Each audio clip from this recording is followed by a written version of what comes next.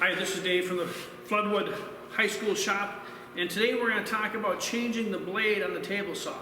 We want to take out our standard 12-inch blade that we have in here for our ripping. We've got an 80-tooth blade in there. We want to change that. We want to put a dado blade on, and we want to be able to cut a dado.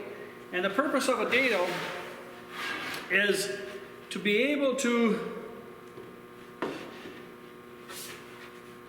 connect and assemble our box. And this is going to give it a lot more strength to be able to do this. And so we're going to set up a dado blade to be able to cut that. A couple things you got to know when you're setting up a dado blade is you got to make sure you first, when you're changing a blade on a saw, you want to make sure the very first thing, not just have the saw off, you want to make sure that you either unplug the saw, or in our case, we got a breaker panel over there, we're shutting the breaker off, so there's no way when you're changing it that you can accidentally bump the saw and turn the saw on and end up doing all kinds of damage.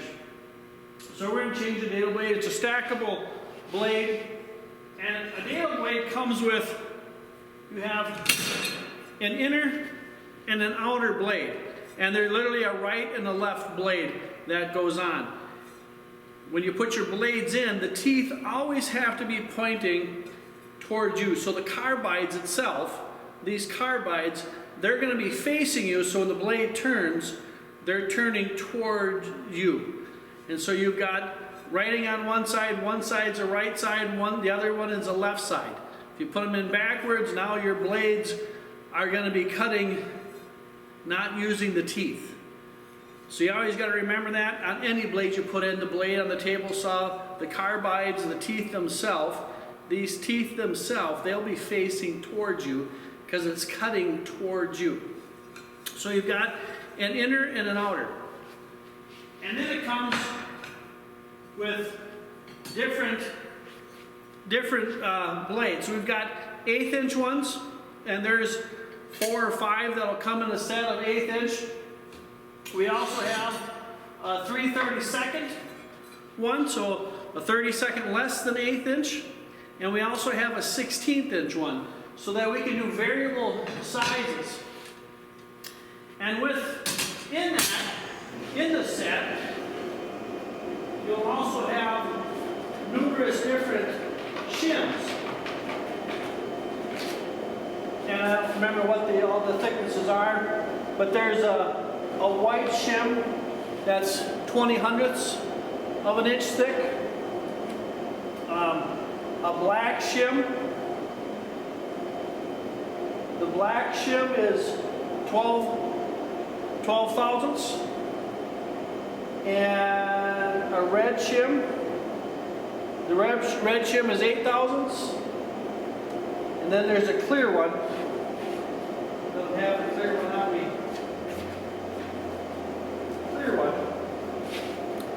The clear ones are 4 thousandths of an inch thick. So it allows you to change up the size, because when you create a dado, I've got numerous dados cut in here, and I tried different ones just to give you an idea. And what we don't want, like this, there's a lot of play. It's too loose, so we can't have that. Then we have another one down here, too loose. This one's, I could beat that in. It pulls out really tight. As I pull it out, it starts to chip the board. That's too tight. So I'm using different shims, different blades. This one here, it doesn't even fit. And then I found one where it goes in nicely, but I can still hold it up, it picks it up. So I didn't have to force it in. So you want to find the size so it'll fit in there nicely, but when you pick it up, it'll actually stay together. And it takes very little pressure to pull it back out. So that's what you're looking for. And when you're setting up a dado, you're just going to check the size of your material and go from there. So when I first did it, each of your blades are an 1/8 inch. The main blade and the main chipper blades, those are an 1/8 inch. Our MDF is 3/4 of an inch thick, so I put in all the blades to make up 3/4 of an inch. So I put in six blades. And when I did that, it was way too big.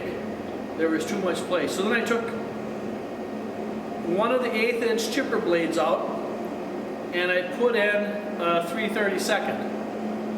And when I put in the 3/32 without the 1/8, now it was too tight. So then from there, I started placing different shims in. I tried the clear, I tried the black, I tried the white, I tried the red. I just did all of them. I was assuming it was going to be the red one when I started, just because of doing this over and over again. I knew that's what I was going to need. But I wanted to show you different how they would fit differently. So when you're putting the blade in, like I said, make sure the power's off. And a lot of times your saw is going to come with a tool, wrenches to take it off. I have no idea if we have them. We don't have them for this saw. So I have two tools. I have a board and a crescent wrench. And this will take it off. So you're going to remove your plate, and you're going to take your board. When you're turning it, taking it off, you're going to be pulling towards you. So you put the board in there up against the teeth, take your wrench, that's going to hold the board, and then turn it towards you to loosen the nut. So you have a nut, you got to be careful so you don't drop this. Take the nut off, you have a nut, and a washer, take that off, take your blade off. One thing you don't want to do with these blades is carbide tips, don't set them on the metal. That'll damage and dull the blades. So set it on the wood, and then you're going to take your dado blades. Remember there's a left and a right. So put your left blade on first, and then start adding the chipper blades. The same thing, making sure that these teeth are pointing towards you, and start adding them in. And as you're putting them in, one thing you want to make sure is that your teeth are not hitting each other. You want to offset these teeth from each other. If you put the teeth tight to each other, it's going to throw it off and it's going to damage the blades. So on every chipper that you put in there and every blade you put in there, make sure you offset the teeth.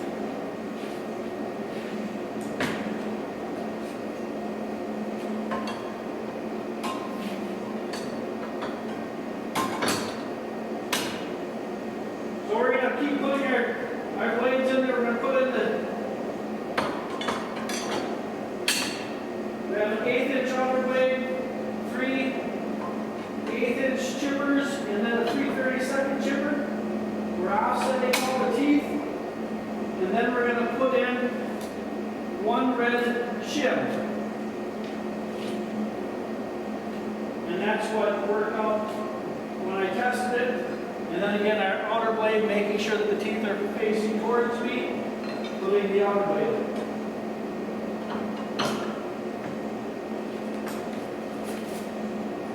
And then we're going to put our washer arm. So you got to be careful so you don't drop it. There's not much room. You got big, fat hands like I got. Before you tighten it, check all your teeth. Make sure none of the carbide tips are touching. Make sure everything is spaced. Snug up your nut. And then take your same board. Now this time you're going to put it on the back side. Stick it in between the teeth. And start tightening. And you want to be able to tighten it fairly tight. You need to put some pressure on it. Now we took this plate off. Obviously this plate is not going to fit. And you can buy these plates. We didn't have one, so I made one. Took it out of 3/4 inch plywood. I ran it through the planer, planed it down so it was the same thickness.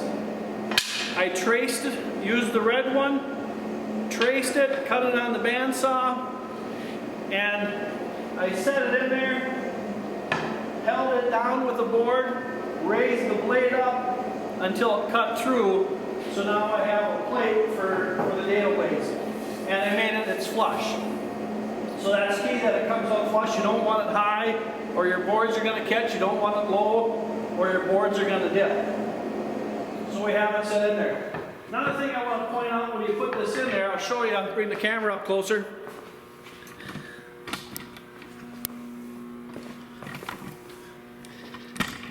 I don't know if you can see that nut that's on there. So the nut right now, the bolt comes out just flush to the end. If that bolt did not come out flush, if there was not enough bolt, we would eliminate this washer. You want to make sure that that nut is at least flush, or there are some threads sticking past the nut. All for safety purposes. You don't want to be having that nut come loose and losing it. Now that we have that, our plan is we're going to cut a dado, a 1/4 inch dado. That's what we're calling for. You could have a 1/4 inch piece of plywood and set it up against here, raise and lower the blade to get to that height. You can check it with a tape measure at 1/4 inch, or you can make a couple test passes. So once you have it set up, you need to make a test pass just to make sure that it's right, and we'll check it out. But what we're doing is we're cutting dados on our sides. We're going to cut a dado and a rabbit. So on your two sides, you got to remember that you have stands like this, that you have a left side and a right side. So what you need to do to make sure that you don't end up with two pieces exactly the same is you need to write, like I wrote back left. I wrote the top. On the other one, I wrote back right. And I wrote top. So that way I know where my dados and my rabbits have to be. So I'll put this with my writing up on both pieces, and it'll determine which side is going to go against the fence. It'll determine which side is up, so when I'm done, I'll have dados on the inside and rabbits on the inside of both my pieces. So we'll run a test piece again, check it out, and then we will make our dados.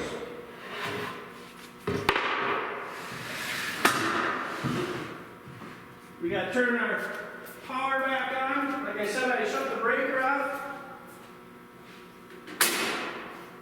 Turn our power back on. And I'm just going to run a sample dado. When you're pushing this screw, you need to keep pressure down on this at all times. You need to make sure that you know where the blade is. You don't want to have your hands here, because you're not going to see the blade. As you're cutting, the blade is going to be hidden, and you aren't going to know where it is. You're going through, you don't see the blade. You got to remember, wherever this plate is, that's where the blade is. You don't want to keep your hands anywhere in that area. But you also need to hold constant pressure down, especially on if you're using plywood, because plywood will tend to cup and bow and warp and twist. You need to make sure that it's tight down to the bed of the saw all the way through. So we'll make one sample pass to see if it works.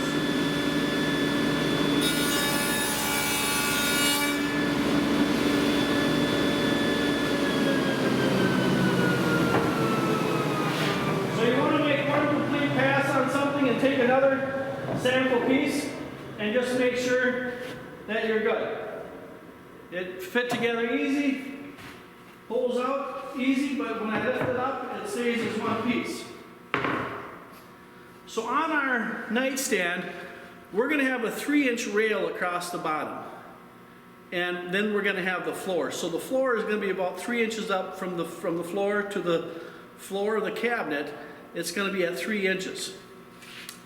But we don't want to put it at exactly 3. When we put our face frame on, we want to have that so it's just a hair, the face frame is just a hair above that bottom. That way if there's anything in there, it can't slide out, it'll work as a little catch. And we'll just go a 32nd. And when we're doing this, we have to remember that we're going to put it up against the fence.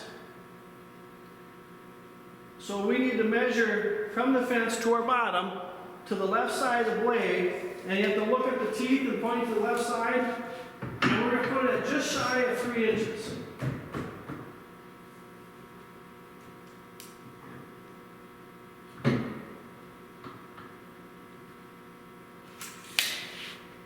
So we put it just shy of 3 inches. We look at our marks. Okay, here's my top. So this is my bottom. Get my writing up. My bottom goes against the fence. And we can make our first dado.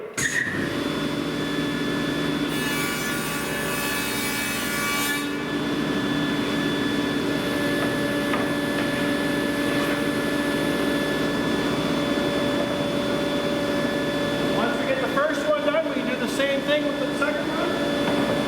Our top, writing up.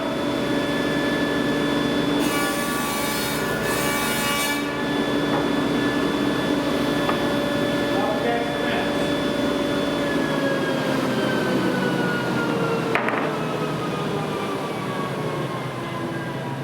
so those dados are going to hold our bottom. Now on the top, we're going to have spreaders across. It's going to help hold our box together. So we're going to have one here and one here. One in the front and one in the back. So we're going to put a dado. And we're not going to do a continuous dado. We're just going to do a short dado to allow for it. These are 3.5 inches wide. So we're going to run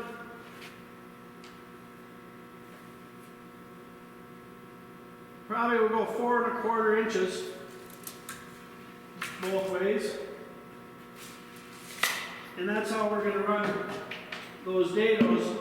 And we're going to come, so we're about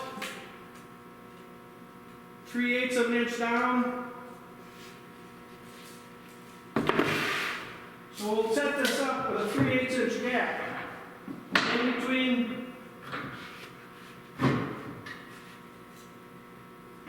the fence.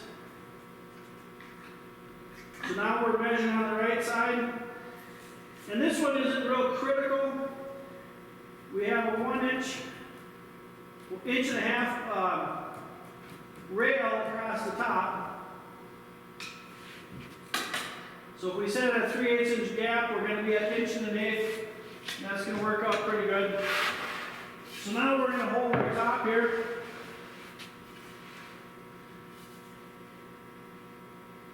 And I'm just going to go part way through.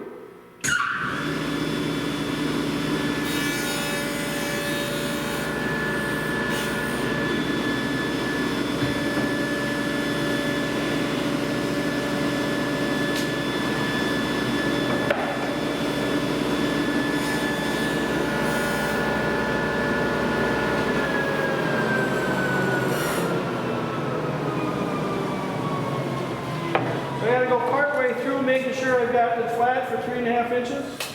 We'll go just a little bit farther.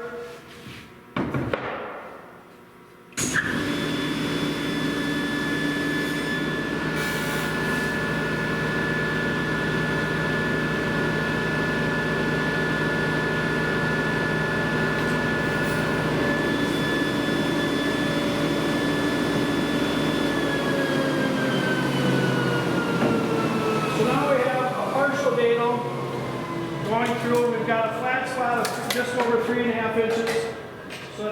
take the spreader. That's going to hold these two together. Now our problem is, I've got one on the back side.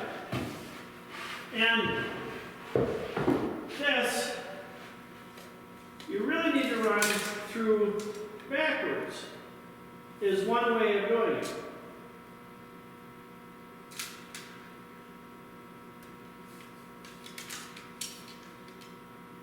So we're going to find a point that we need to go to. I lost my pencil.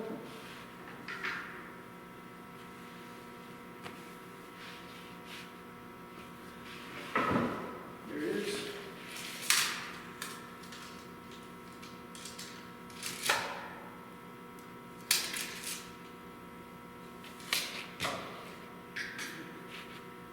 There's a couple ways of doing this. We could reset up the saw. We could run it backwards, and I'm going to show you running this backwards. I'm going to move the camera a little bit.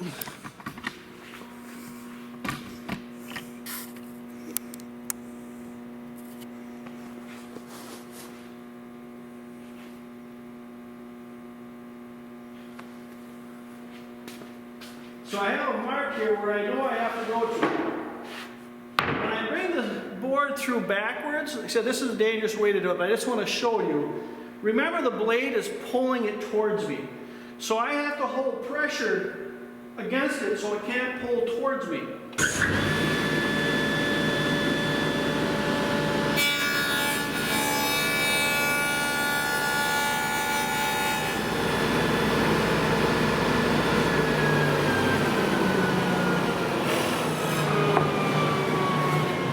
I have a mark set up as far as I gotta go, and I've got about the same distance. 4 7/8, 4 7/8. Like I said, this is a dangerous way to do it. But I just want to show you, this is how I learned how to do it in high school 30 some years ago. But you have to be careful. Another way to do it is we could move the fence all the way down. So that way we're running it through the other direction. The only issue with that is the accuracy, you could get a little bit off. So I have a mark on the fence here and a mark on the fence there, so I know how far to push this through. Do the second one.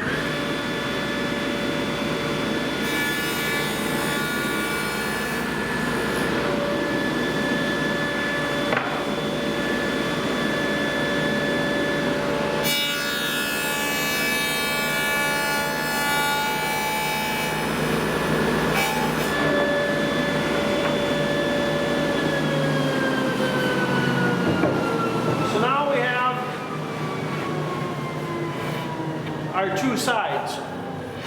We have the rabbit's cut, or the Dado's cut top and bottom. It's going to take care of our bottom and our two spreaders. Now the other thing we need is we need to cut a rabbit across the back of this. We need to allow for our 1/4 inch back that we're going to put on here. So what we're going to do, we're going to take a sacrificial fence and clamp it to the saw. So this is just another piece of MDF.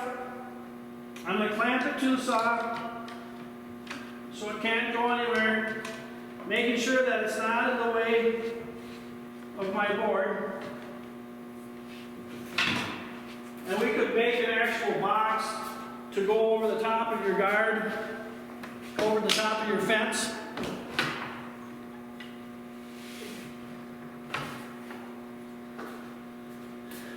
And what this allows me to do now, it allows me to turn the saw on, and I can slide my sacrificial fence, this wood, into the blade, and it'll take out the dado there. And so I'll start doing that.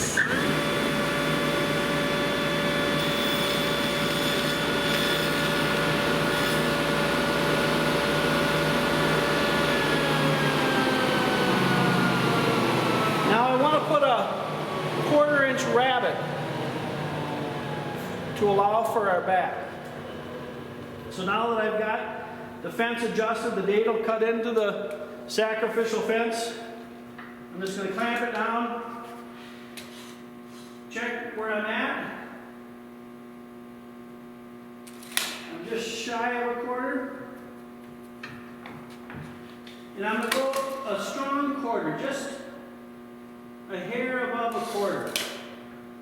Because I don't have my material for my back yet.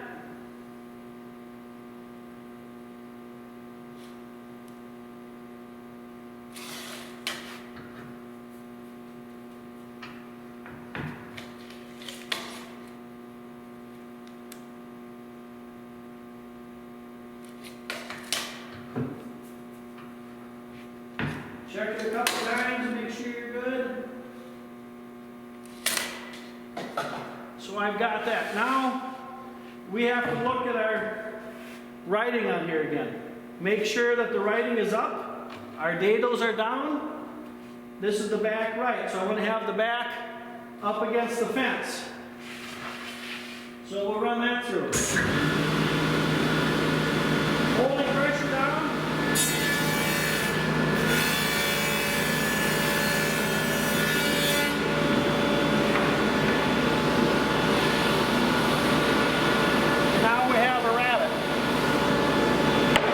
Same thing with the other one. Back left, right up. That's the fence.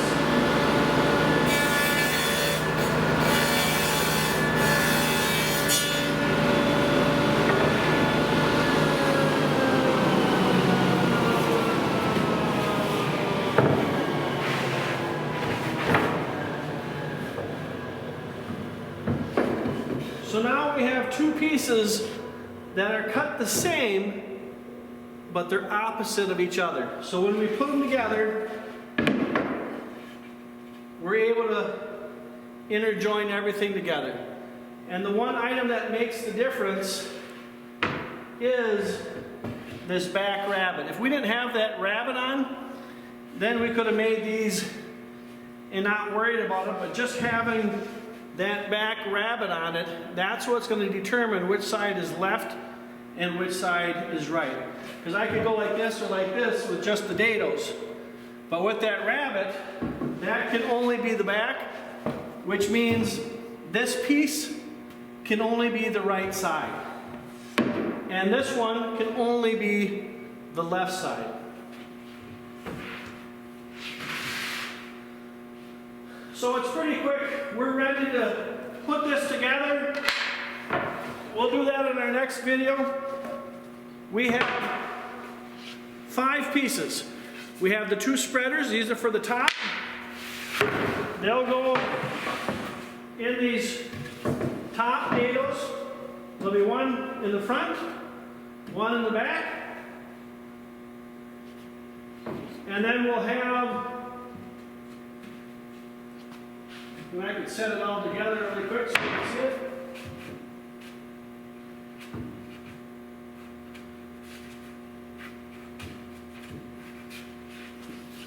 Then we have our bottom.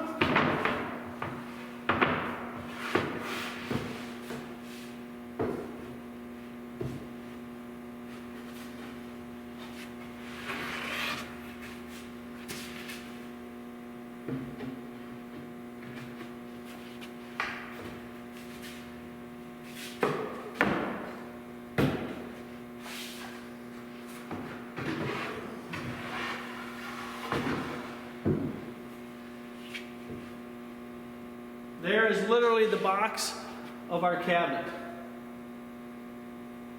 One thing that I'll probably add, I think we're going to put a drawer in here, so we'll probably put another dado, half dado down lower. I think we're going to have a drawer in this, and I forgot about that. So we'll cut 2 more spreaders. We'll have another spreader here and here, planning for our drawer. So we'll do that. I'll have to decide what size of drawer I'm going to make. That's going to determine where our rail is, because we're going to have a 3-inch rail across the bottom. We'll have stiles. Those are the vertical pieces. 1.5 inch wide stile going vertically from bottom to top on each side. flush with the outside. Then in between that, we're going to have a 3-inch rail across the bottom.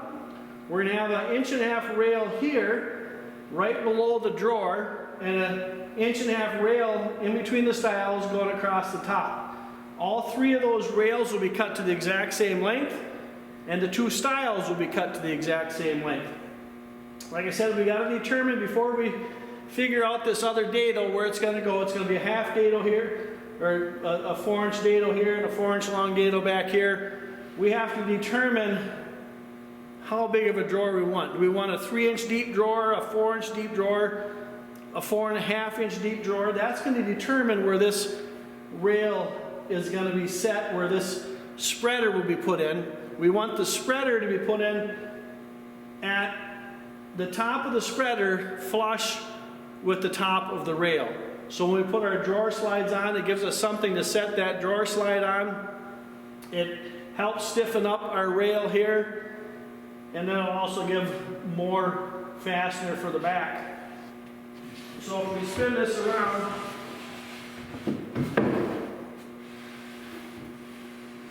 you can see, I hope you can see, I don't know where the camera's viewing, but our bottom is flush with the inside of our rabbet.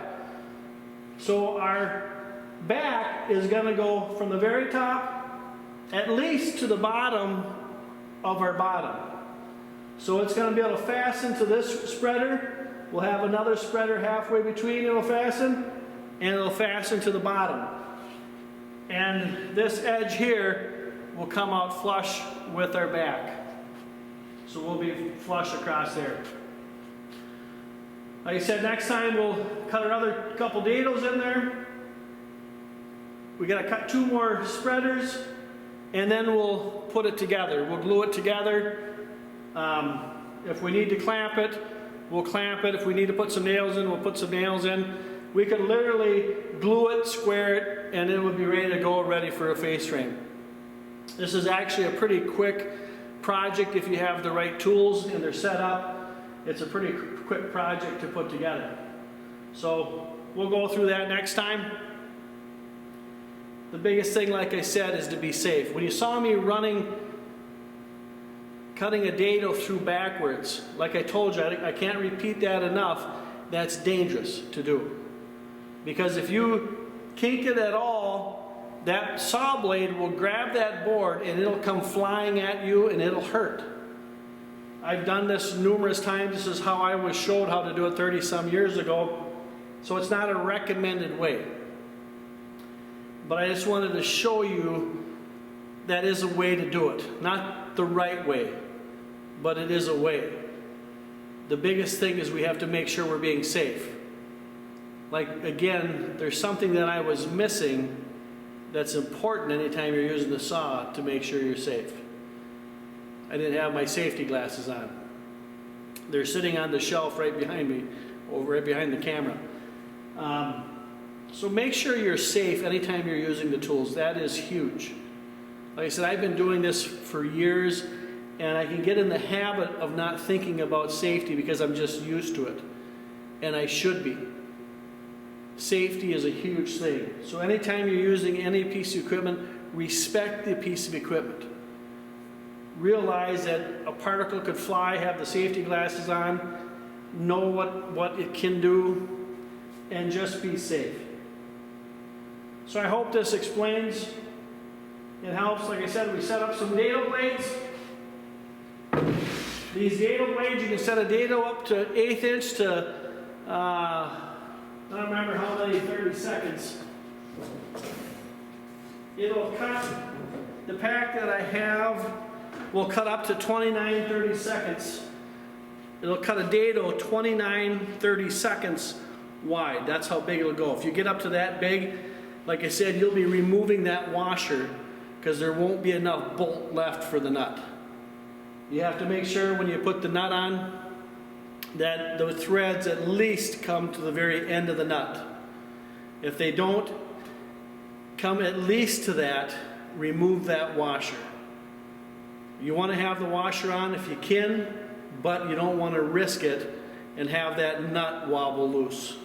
So just make sure that, like I said, when you set up a dado for the first time, you're going to do it a few different times before you figure it out. We know now with the MDF, it's pretty much every time it's going to be the inner, the outer, 3 1/8" chippers, 1 3/32 chipper, and the red shim. That should be pretty consistent with MDF, because MDF is pretty consistent. With different plywoods, it's going to vary every time. So you're always going to be checking, trying, trial and error. So you'll be pulling it off, trying a different shim, pulling it off, trying a different chipper, putting it back together. It might take you 2, 3, 4, sometimes 5 attempts before you find the right size. And just remember, now you don't just have one blade, you've got 6 blades in there. So it's a lot wider span, so beware where your fingers are.